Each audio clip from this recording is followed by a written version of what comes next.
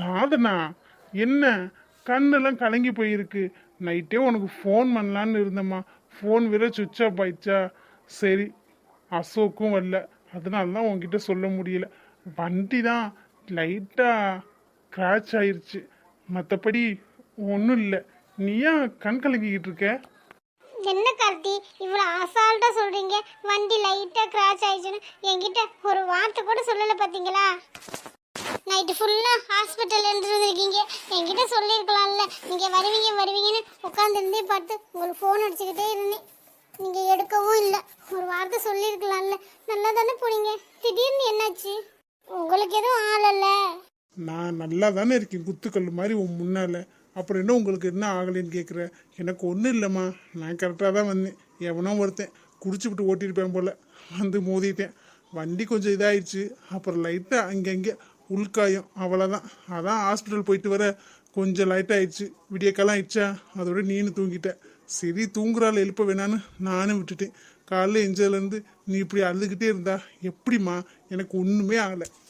இல்லை கார்த்தி, இது எல்லாமே என்னால தான் இப்படிலாம் நடக்குது. எனக்கு நல்லா தெரியும். நான் வந்தனாலவே உங்களுக்கு இவ்வளோ பிரச்சனை. நான் மட்டும் உங்கள் லைஃப்பில் வராமல் இருந்திருந்தால் உங்களுக்கு எந்த பிரச்சனையுமே வந்திருக்காது. நான் தானே உங்களுக்கு கஷ்டமாக இருக்கேன். சாரி கார்த்தி, எல்லா விஷயத்துலையுமே நான் கஷ்டமாக இருக்கேன். இப்போ பாருங்க, நீங்களும் விழுந்து எந்திரிச்சு வந்திருக்கீங்க. எல்லாத்துக்குமே நான் தான் காரணம். எதுக்கு நீ லூஸ் மாதிரி பேசிக்கிட்டு இருக்க? எனக்கு தான் ஒன்றும் ஆளுன்னு சொல்கிறேன்ல. ஏதோ தெரியாமல் வந்து இடிச்சிட்டான், அதுவும் அவன் மேலே தான் தப்பு, என் மேலே தப்பு இல்லை. இதுக்கு எப்படி நீ காரணமாவ? அவன் குடிச்சிட்டு வந்து இடித்ததுக்கு. அதோடையும் எனக்கு ஒன்றும் ஆகலை. எனக்கு ஏதாச்சுமே ஆனாலும் அதுக்கு நீலாம் பொறுப்பு கிடையாது. என்னென்ன நடக்கணும்னு கடவுள் எழுதி வச்சிருப்பாரு, அதுபடி தான் நடக்கும். சும்மா நீ மனசை போட்டு குழப்பிக்கிட்டு இருக்காத, சரியா? போங்க கார்த்தி, நீங்கள் இப்படி தான் சொல்லுவீங்க. ஆனால் என் மனசுக்கு தெரியும் எல்லாத்துக்குமே காரணம் நான் தானே. சும்மா இப்படி பேசிக்கிட்டே இருந்தேன்னு வச்சுக்கவே, அடிச்சு இப்படி அடிச்சு பாப்பாங்க. கீழே பாட்டி வச்சிருக்காங்க. சரி சரி, அவங்க சத்த வச்சுக்கட்டும். அழுதாதான் கொண்டாந்து வந்துருவாங்கல்ல. நீ போய் சத்த தூங்குறன்னா தூங்கு. எனக்கு எப்படி தூக்கம் வரும்? நீங்கள் நல்லா இருந்தால் தானே நானும் நல்லா நிம்மதியாக தூங்க முடியும். நீங்கள் பாட்டுக்கு விழுந்து எந்திரிச்சு ஹாஸ்பிட்டல் போயிட்டு சாவகாசமாக வந்து படுத்துருக்கீங்க. நானும் உங்களுக்கு காத்துக்கிட்டே இருந்துட்டு தூங்கினது கூட தெரியாமல் தூங்கிட்டேன். எழுப்பியிருக்கலாம்ல என்னைய. ஒரு ஃபோன் பண்ணியிருந்தா ஹாஸ்பிட்டல் ஓடியாந்துருப்பல்ல. ஷோ, நான் தான் ஒன்றும் இல்லைன்னு சொல்கிறேன்ல. நீ போய் ரெஸ்ட் எடு. நான் போய் ஃப்ரெஷ் ஆகிட்டு வரேன். ஒரே அசதியாக இருக்குது, நைட்டு போல தூக்கமே இல்லையா. நீ போய் ரெஸ்ட் எடு போ, நான் குளிச்சுட்டு வரேன். எனக்கு நல்லா தெரியும் கார்த்தி, இது எல்லாமே என்னால் தான் நடக்குது. அப்படின்னா நேற்று பார்த்து அந்த சாமியார் சொன்னது எல்லாம் கரெக்டா? நான் கூட நம்பலை, அதெல்லாம் பொய் அப்படின்னு தானே நினச்சேன். ஆனால் அவர் கூட சொன்னார், இனிமேல் நடக்கிறத வச்சு பார்த்து நீனே புரிஞ்சுப்பேன்னு. அப்போ அவர் சொல்கிறதெல்லாம் உண்மையா? ஒருவேளை அவர் சொன்ன மாதிரி நான் அவர் கூட இருக்கனால தான் இவருக்கு இந்த மாதிரி ஏதாச்சும் சின்ன சின்ன பிரச்சனை வருதா? இப்போ சின்னதாக வருது, பின்னாடி பெருசாக வந்துட்டா நான் என்ன பண்ணுவேன்? நிஜமாவே நான் கார்த்தியை விட்டு போயிடணுமா? இல்லை, கார்த்தியை விட்டு நான் போக மாட்டேன். நான் இல்லைன்னா கார்த்தி துடிச்சு போயிடுவார். ஆனால் நான் இருந்தா ஒரு உயிருக்கே இல்லை ஆபத்து. அவர் ஃபீல் பண்ணுறதை விட அவர் உயிரோடு இருக்கணும், அதானே எனக்கு முக்கியம். அவர் உயிரோடு இருந்தால் எங்கே இருந்தாலும் நான் பார்த்து சந்தோஷப்பட்டுக்குவேன். அவருக்கு ஏதாச்சும் ஒன்று ஆச்சுன்னா என்னால் உயிரோடே இருக்க முடியாது. கார்த்தி நல்லா இருக்கணும், அவருக்காக தான் நான் இருக்கேன். அவர் மேலே நான் எவ்வளோ லவ் வச்சுருக்கேன்னு நான் எப்படி ப்ரூவ் பண்ணுறது? அவர் கூட இருந்து தான் ப்ரூவ் பண்ணணும்னு அவசியமே இல்லை. அவர் உயிருக்கு ஒரு ஆபத்துனா நான் பார்த்துட்டு சும்மா இருக்க மாட்டேன். பேசாமல் எங்கேயாச்சும் கிளம்பி போயிடலாமா? எங்கே போகிறது? நமக்கு தான் யாரையுமே தெரியாதே. பாட்டிக்கிட்ட போகலான்னு பார்த்தா பாட்டி கூட இங்கே தான் இருக்காங்க. நான் எங்கே போவேன்? யாருக்கிட்ட போவேன்? எப்படி இருப்பேன் பாப்பா வச்சுக்கிட்டு? ஒன்றுமே புரியலையே. இதை நான் செஞ்சு தான் ஆகணும், வேறு வழியே இல்லை. கார்த்திக்கு மறுபடியும் என்னால் எதுவும் நடக்கிறதுக்குள்ள நான் இந்த வீட்டை விட்டு போகிறது தான் சரி. அதுதான் கார்த்திக்கு நல்லது. அவர் உயிருக்கு ஏதாச்சும் ஆச்சுன்னா அத்தாடி, கேட்கவே நினைக்கவே பயமாக இருக்கு. சாரி கார்த்தி, என்னை மன்னிச்சிரு. உன்கிட்ட சொல்லாமல் நான் போகலான்னு முடிவெடுத்திருக்கேன். என்னை விட்டுட்டு நீ தனியாக இருக்க மாட்டேன், அது எனக்கு நல்லா தெரியும். என்னாலையும் உன்னை விட்டுட்டு இருக்க முடியாது கார்த்தி. ஆனால் விதி நம்மளை பிரிக்கணும்னு நினைக்குது. யாரால் மாற்ற முடியும்? நம்ம பிரிஞ்சு தான் இருப்போம், அதுக்கப்புறம் நம்ம சந்தோஷமாக இருக்கலாம். நம்ம பிரிஞ்சிருந்தாலும் நம்ம ரெண்டு பேரோட மனசும் ஒன்றா தான் இருக்கும். இப்போ நான் போறேன்னு சொன்னா இதெல்லாம் சொன்னா நீங்கள் விட மாட்டீங்க. நான் செத்தாலும் பரவாயில்ல, நீ இங்கேயே இருந்தா சொல்லுவீங்க. அதனால நான் உங்ககிட்ட சொல்ல மாட்டேன். உங்ககிட்ட மட்டும் இல்லை, யார்கிட்டயுமே சொல்ல மாட்டேன். நான் எங்கேயாச்சும் போய் நல்லபடியாக பாப்பாவை வளர்த்துறேன். ஒரு 3 வருஷம் 4 வருஷம் கழிச்சு உங்களை பார்க்க வரேன் கார்த்தி. எங்க இந்த மீராவை இன்னும் காணோம்? நான் ஃபோன் பண்ணி பேச்சின பேச்சுக்கு நேரம் அலறி அடிச்சுல ஓடியாரணும். அப்படிலாம் நான் பதட்டப்பத்தி பேசினேன். ஆனா இவ இன்னும் காணோம். ஒருவேளை அவளுக்கு நம்ம சொன்னதுல நம்பிக்கை வரலையோ, பொய் சொல்றோம்னு நினைச்சு வீட்லயே இருந்துட்டாளா? இருக்காது, நான் நம்புற மாதிரி தானே பேசினேன். கண்டிப்பா வந்துருவா, சீக்கிரத்திலே வந்துருவா. அப்பதான் நம்ம பிளான் பண்ணதெல்லாம் கரெக்டா நடக்கும். இந்த தடவை நம்ம பிளானு மிஸ்ஸே ஆகாது. அதே மாதிரி சொத்தும் வேறு எங்கேயும் போகாம நம்ம தான் பார்த்துக்கணும். ஏன்னா இது திடீர்னு நடக்க போற கல்யாணம். அதனால அவங்க சொத்தை இப்போதைக்கு எழுதி வைக்க மாட்டாங்க. அதுக்கப்புறம் தான் நடக்கும். கல்யாணம் முடியட்டும், அதுக்கப்புறம் மீராவை விட்டு அவங்க மனசை மாற்றி சொத்தை நம்ம பக்கம் இழுத்துடலாம். என்னாச்சு சிவா? ஃபோன் பண்ணி ஏதோ பதட்டமாக பேசினேன், சீக்கிரமான்னு சொன்னேன். என்னாச்சு? மீரா வந்துட்டியா? மீரா சிவா என்னாச்சு? இப்போ எதுக்கு என்னை பார்த்ததும் இப்படி அழுகுறீங்க பச்சை குழந்தை மாதிரி? என்னாச்சு? முதல்ல எந்திரிங்க, என்னாச்சுன்னு சொல்லுங்க. இல்லை மீரா, உன் தோல் மேலே கொஞ்ச நேரம் சாஞ்சுக்கிறேன். நீ எதுவும் தப்பாக நினைக்க மாட்டியில்ல? உன் தோல் மேலே சாஞ்சு எழுதா எனக்கு மனசில் உள்ள பாரம்லாம் இறங்குன மாதிரி இருக்கு. நான் அப்பெல்லாம் தப்பாக நினைக்க மாட்டேன். ஆனால் நீங்கள் ஏன் அழுகிறீங்க சொல்லுங்க. சொல்லிட்டு அழுதாதானே எனக்கு தெரியும். இல்லை மீரா, அம்மாக்கு. அம்மாவுக்கு என்னாச்சு? உடம்பு கிடம்பு சரியில்லையா? ஆமாம் மீரா, அம்மாக்கு மறுபடியும் உடம்பு சரியில்லை.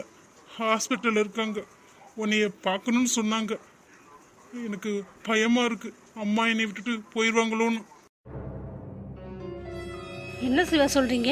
அம்மா நல்லா தானே இருந்தாங்க, மறுபடியும் உடம்பு சரியில்லையா? இப்போ டாக்டர் என்ன சொன்னாங்க?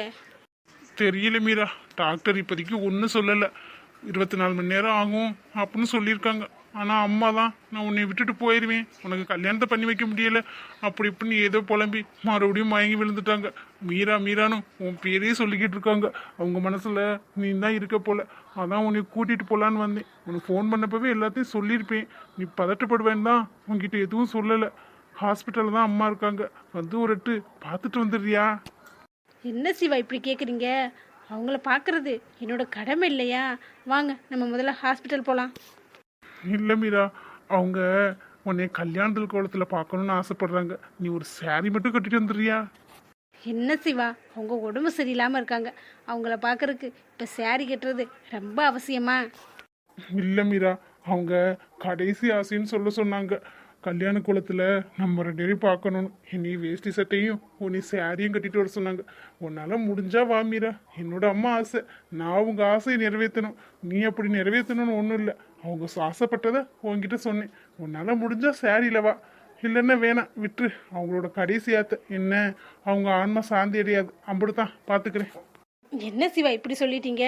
சரி, நான் வீட்டுக்கு போயிட்டு வேமா வந்துடுறேன். நீங்களும் வேமா வந்துடுறீங்களா? ரொம்ப தேங்க்ஸ் மீரா. நான் கூட நீ இதுக்கெல்லாம் ஒத்துக்க மாட்டியோ அப்படின்னு நினச்சேன். இதில் என்ன சிவா இருக்குது? நீங்கள் போங்க, நான் சீக்கிரம் கிளம்பி ஒடியாந்துடுறேன். நீங்கள் இதை ஃபோன்லேயே சொல்லியிருந்தா நான் நேராக கிளம்பியே வந்திருப்பேன்ல. இல்லை மீரா, நேரில் சொன்னா நீ நம்ப மாட்டியோ அப்படின்னு தான். உடம்பு சரியில்லைன்னு யாராச்சும் பொய் சொல்லுவாங்களா? இதை போய் நான் நம்பாமல் இருப்பேனா? நான் போயிட்டு வந்துடுறேன், நீங்கள் வாங்க வேமா. அப்பாடா பாடா, நம்ம சொன்னதை அப்படியே நம்பிட்டா. நான் கூட கொஞ்ச நேரம் ஏதாச்சும் யோசிப்பா, ஏதாச்சும் குறுக்கு கேள்விலாம் கேட்பா, எப்படா இவளை சம்மதிக்க வைக்கிறது அப்படின்னு நினச்சேன். அதுவும் அந்த சாரி மேட்ரு அவள் ஒத்துக்கவே மாட்டா அப்படின்னு நினச்சா டப்புன்னு ஒத்துக்கிட்டான். இந்த பொண்ணுங்களே இப்படி தாப்பா, கொஞ்சம் கண்ணீர் விட்டா போதும் அப்படியே நம்பிடுறாங்க. எல்லா பொண்ணுங்களும் அப்படி இல்லை, இருந்தாலும் நம்ம போய் சொன்னா யாரும் நம்பாமல் இருப்பாங்க. நம்ம தான் பெரிய கில்லாடியாச்சு. எனிவே நமக்கு கல்யாணம் ஆக போகுது, அதுவும் வேஷ்டி சட்டை சாரிலே. என்ன ஹாஸ்பிட்டலில் பரவாயில்ல, இருந்துட்டு போட்டோம். எங்கே இருந்தா என்ன, நம்ம பிளான் சக்ஸஸ் ஆனால் சரிதான். அதுக்கப்புறம் இந்த அசோக் பை வந்து என்னத்தை கிழிக்கிறான்னு பார்ப்போம். எனக்கு தெரியாமலே மீராவை என்கிட்ட இருந்து காப்பாற்றலாம்னு நினச்சியா? அது முடியாதுடா. உன்னை விட நானா அதி புத்திசாலி. மீராக்கு இனிமேல் எதுவும் ஞாபகம் வரப்போறது இல்லை.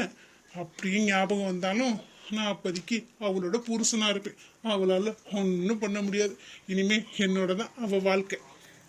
கல்யாணம் முடியட்டும், அதுக்கப்புறம் உனக்கு இருக்கிற கச்சேரி பார்த்துக்கிறேன். இந்த கவியவும் ஒரு வழி பண்ணி ஆகணும். பாடா இப்போ தான் நம்ம பிளான் பண்ணபடியே எல்லாம் நடக்குது. நம்ம தம்பி வாழ்க்கையும் நல்லா இருக்க போது, நானும் நல்லா சந்தோஷமாக இருப்பேன். இதுக்கப்புறம் கார்த்தி எனக்கு கிடைக்கலைனாலும் பரவாயில்ல, ஆனால் டெய்லி அழுதுகிட்டே இருப்பேன்.